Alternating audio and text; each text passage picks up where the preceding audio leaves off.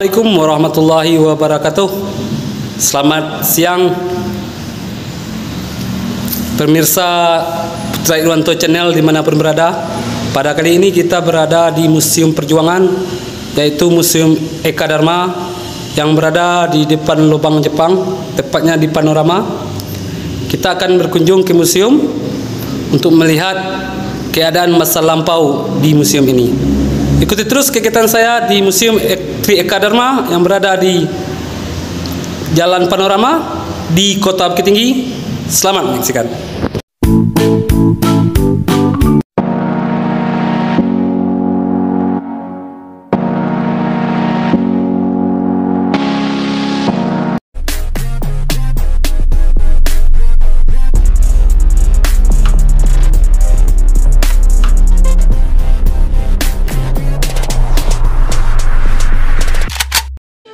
Itu adalah pesawat B419 yang dipajang di depan Museum Tri Eka Dharma. Pesawat ini dipajang di halaman museum, sangat indah. Dan ini adalah relief diorama peperangan di zaman lampau. Inilah relief peperangan yang dibuat oleh seniman. Jadi museum ini diresmikan tanggal 16 Agustus 1973 oleh Bapak Dr. Muhammad Hatta. Sekarang kita masuk dulu ke museum, kita akan melihat apa-apa aja yang ada di dalam museum.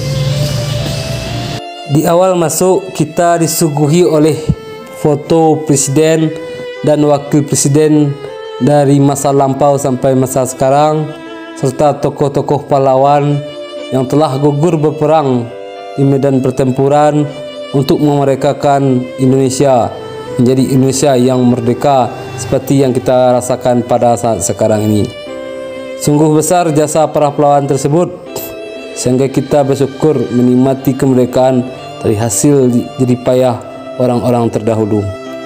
Inilah gambar-gambar presiden yang dipajang dan gambar wakil presiden yang dipajang, serta tokoh-tokoh pahlawan zaman lampau yang masih kita ingat sampai saat sekarang lewat kunjungan kita ke museum dan buku yang kita baca. Inilah mengapa kita harus ke museum, supaya kita bisa mengingat kejayaan masa lampau yang dilaksanakan oleh leluhur kita dahulu. Sekarang kita menikmati kemerdekaan seutuhnya tanpa pengaruh atau tekanan asing, baik itu tekanan secara fisik maupun tekanan secara mental. Kenangan-kenangan masa lampau tersebut jelas gambar dengan adanya foto-foto serta adanya keterangan tentang foto-foto yang dipaparkan oleh frame-frame yang disediakan untuk bisa kita lihat. Inilah keadaan masa lampau yang tergambar oleh gambar hitam putih.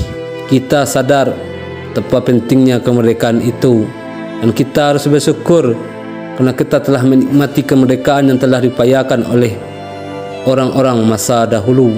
Di sini kita akan melihat peninggalan Belanda dan peninggalan pejuang masa lalu, yaitu bendera merah putih, baju tentara Belanda, dan juga baju tentara Kenil yang masih ada sampai sekarang. Oke guys, di sini ada baju tentara Belanda. Ini baju tentara Belanda tahun 1949. Begini bentuk baju tentara Belanda. Dan ini adalah bendera yang pertama kali dikibarkan sesudah proklamasi 17 Agustus tahun 1945 di Gedung Balai Penerangan Pemuda Indonesia BPPI di Pasar Gadang, Padang. Nah, ini di Padang nih dikibarkan setelah proklamasi. Ini pakaian dinas tentara Belanda atau Kenil. Ini pakaiannya, itu pangkat sersan dipakai di negara Belanda tahun 1692 sampai 1896, dan di Indonesia tahun 1896 sampai 1948. Oke guys, kita lanjutkan melihat yang lain. Ini adalah lambang Garuda Pancasila, dan itu adalah pemimpin-pemimpin negara kita di masa lampau. Ada Bapak Soekarno, Bapak Hatta, Sultan Hamengkubuwono, ada Malik, Umar Wiradikusuma, Bapak Soeharto, Habibie, dan presiden-presiden kita. Oke guys. Di frame kali ini dipajangkan pemimpin-pemimpin ABRI ketika itu, yaitu pemimpin dari TKR, Tentara Keamanan Rakyat atau Angkatan Bersenjata Republik Indonesia pada hari ini atau TNI. Sekarang ini adalah foto pemimpin ABRI atau pejuang pada perang kemerdekaan, leader of ABRI TNI, combatant at independent wars. Nah, ini dia, ini Bapak Jenderal Sudirman, ini Mayor Jenderal Sungkono, Komandan Divisi TKR Jawa Timur. Ini adalah Remta Suryo, Gubernur Pejuang Jawa Timur. Ini adalah Sugiri, adalah salah seorang pejuang kemerdekaan Indonesia di Surabaya. Inilah kegiatan-kegiatannya di masa kemerdekaan. Inilah kegiatan-kegiatan pemimpin TNI di masa itu. Oke guys, lanjut, kita akan lanjutkan ke tempat yang lainnya. Ini adalah radio-radio peninggalan penjajah sewaktu perang. Jadi ini dikumpulkan dan ditaruh di museum oleh TNI Indonesia. Radio ini dipajang di dalam lemari-lemari kaca. Sangat indah dan cantik sekali menang kita melihat alat-alat ini. Guys, pada kali ini kita berada di ruang alat perhubungan penyerahan dari Belanda pada tahun 1950 kepada pemerintah Indonesia. Inilah alat-alat perhubungannya waktu itu. Ini adalah telepon guys. Ini telepon. Yang ini adalah radio. Data radio. Ini buatan Amerika guys. Buatan Amerika. Itu adalah radio dengan jarak capai jarak capai 4 sampai 12 km, digunakan tahun 1950.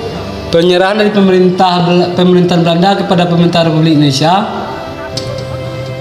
di tahun 1950 itu. Ya guys ya. Ini yang lainnya. Oke, kita lanjut lihat sebelah sini.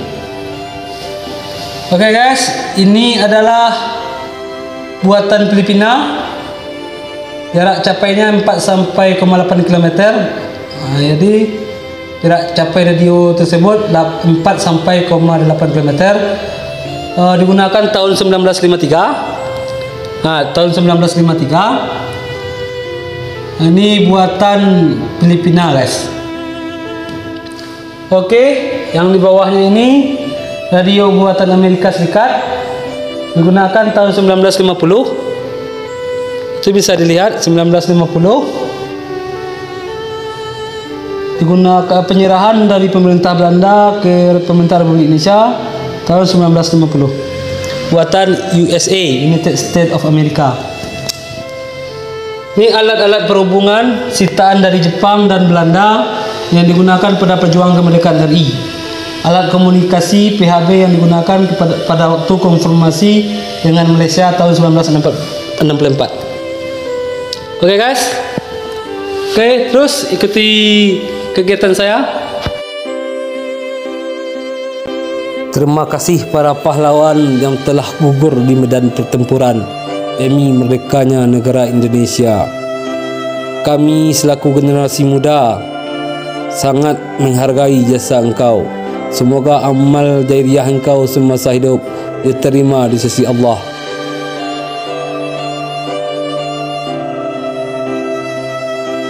Guys, di depan kita ini juga radio yang tidak dikacakan, jadi ditaruh di lantai.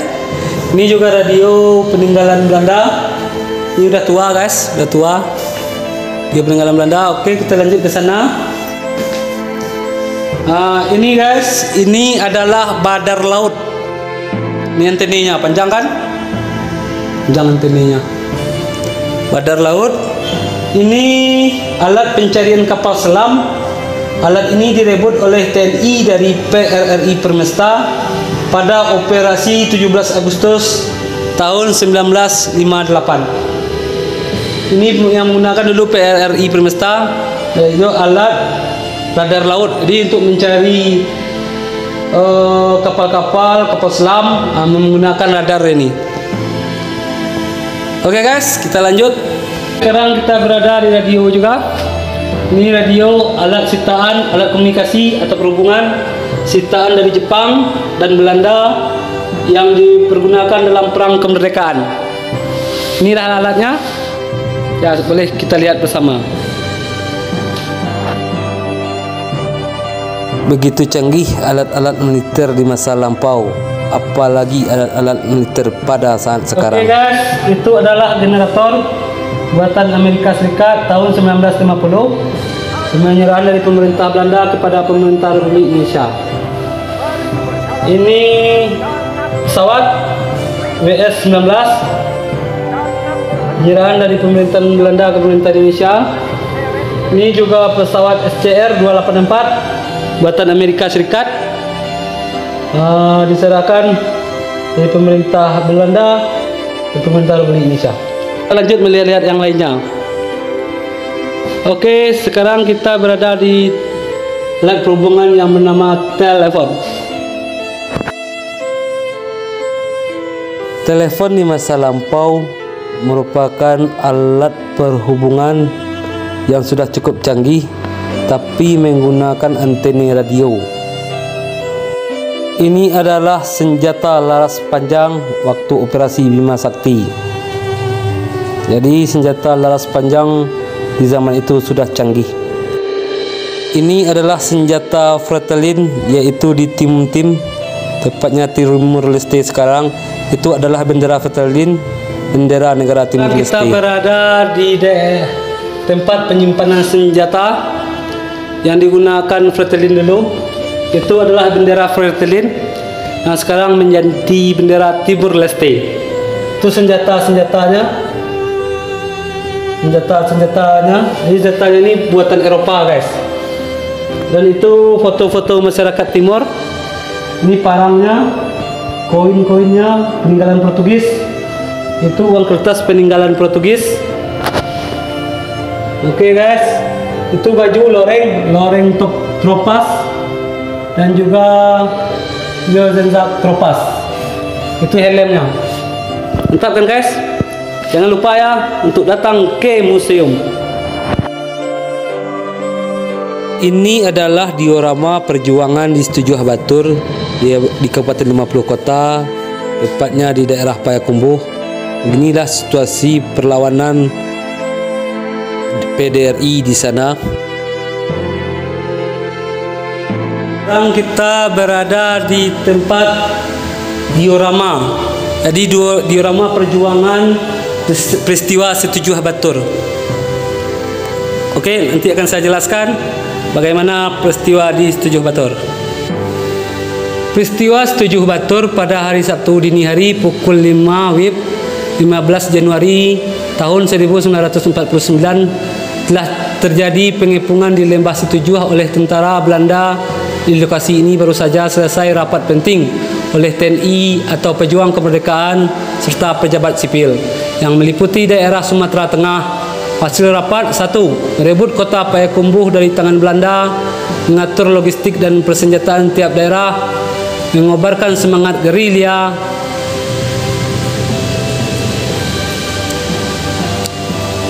rapat rahasia tersebut ternyata sudah diketahui oleh Belanda, sehingga Belanda mengepung lokasi rapat dan terjadilah kontak senjata TNI dan pejuang. Pada peristiwa ini gugur 69 orang TNI atau pejuang beserta rakyat. Beberapa pejuang yang gugur pada peristiwa tersebut adalah Khatib Sulaiman Arisun, Bupati 50 Kota, Zainuddin Tembah, Saudara Kati dan lain-lain.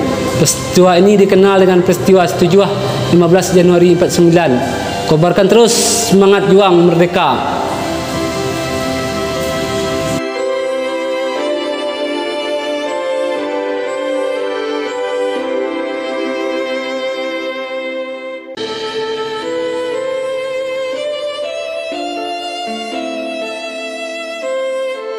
Guys, sekarang kita berada di frame foto Auri. Jadi ini adalah foto kadet Aviator of Auri. Jadi tentara-tentara Auri, Angkatan Udara Republik Indonesia. Inilah foto-foto beliau. Ini semasa para kadet penerbang setelah selesai menyerang Ambarawa dari kanan Harnoko, Stadion Sigit Yudhoyono tahun 1947. Ini kadet-kadet Auri guys, tentara-tentara penerbang handal yang menerbangkan pesawat tempur tentunya. Inilah dia. Oke guys, kita lanjut ke tempat yang lain. Inilah senjata masa lampau, senjata yang cukup canggih. Jadi senjata masa lampau ini sudah canggih-canggih, apalagi saat sekarang tentu lebih canggih lagi. Inilah senjata mortir, senjata laras panjang, meriam dan segala macamnya. Oke guys, di depan kita ini adalah senjata. Ini jenis long color atau roket, rifle dan mortir. Inilah jenis-jenis senjata yang digunakan di masa lampau dalam perang tentunya.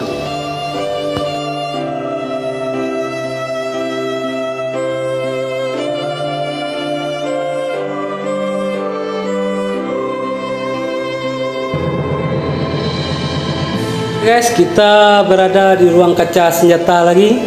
Ini adalah senjata jenis Colt Automatic brand MK, brand Jepang. Ini senjatanya guys. Ini keren. Ya, satu kali tembakan bisa meluncurkan 5 sampai 10 peluru. Oke guys, kita lanjut melihat yang lainnya.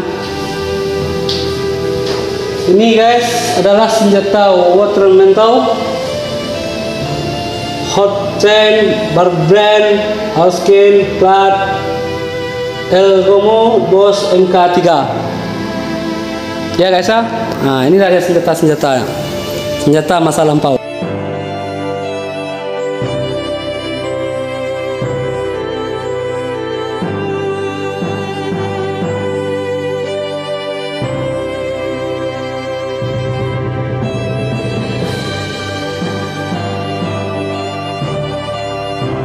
Ini adalah senjata Brown mesin. Brown mesin yang direbut TNI dari PRI. Nah, inilah senjatanya dulu, waktu perang dulu. Ini adalah mortir guys, tempat menolak peluru, mortir.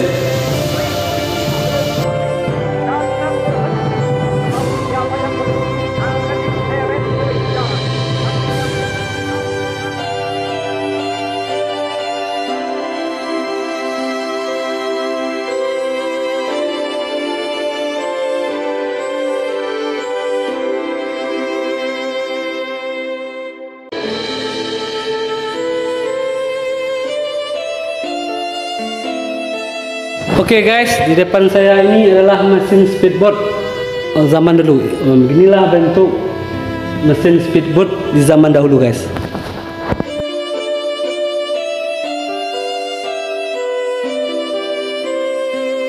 Ini adalah senjata laras pendek. Ini senjata laras pendek yang digunakan di zaman dahulu, waktu perang dulu. Tentunya di zaman kolonial dan zaman pemerintahan Belanda dulu.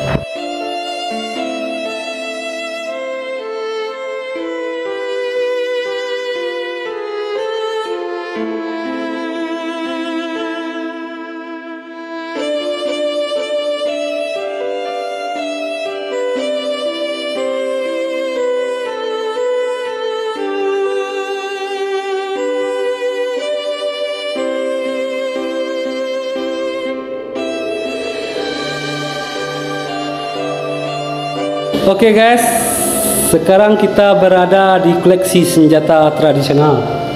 Yang itu adalah senjata parang Ibu Siti. Tuh, yang ini adalah senjata laras panjang Ruduih yang digunakan dalam perang Mengopo di tahun 1908. Itu senjata laras panjang yang disebut juga dengan Badia Balansa. Yang panjang itu guys, Badia Balansa. Jadi pakai misiu untuk menghidupinya guys. Ini dihentak pakai besi, lalu baru dihentak misiunya, baru dimasukkan senjata mortirnya. Itulah senjata zaman dahulu yang digunakan oleh masyarakat Minangkabau, yaitu dinamakan dengan senjata Badia Balansa. Ya, senjatanya panjang guys. Itu digunakan waktu perang Mongopo. Dan yang itu guys, yang tergantung itu terbuat dari tanduk kerbau. Itu namanya adalah pupui tanduk atau pupuk itu puput trompet, puput yang terbuat dari tanduk kerbau yang digunakan untuk serene, pemberitahuan bagi masyarakat Minang sewaktu terjadi perang dulu di Sumatera Barat. Jadi untuk mengetahui bahwa Belanda itu masuk, dibunyikanlah pupuk tanduk itu sebagai peringatan bahwa masyarakat harus segera menyelamatkan diri karena penjajah atau kolonial mulai masuk ke daerah kita. Oke guys, dan di samping saya ini guys ada patung, yaitu patung Jenderal TNI Anumerta Ahmad Yani, pahlawan revolusi. Oke guys, kita lanjut.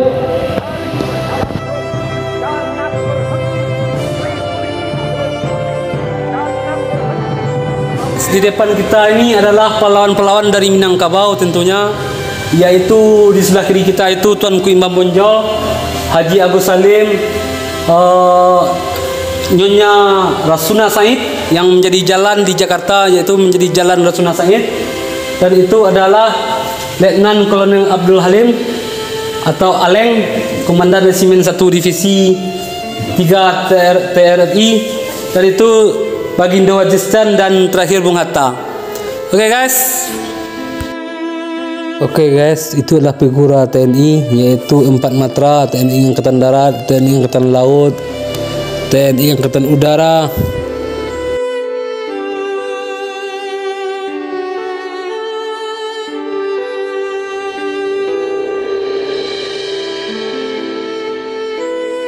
Demikianlah jalan-jalan kita di Museum Tri Eka Dharma di Bukit Tinggi. Saya Putra Irwanto undur diri. Assalamualaikum warahmatullahi wabarakatuh.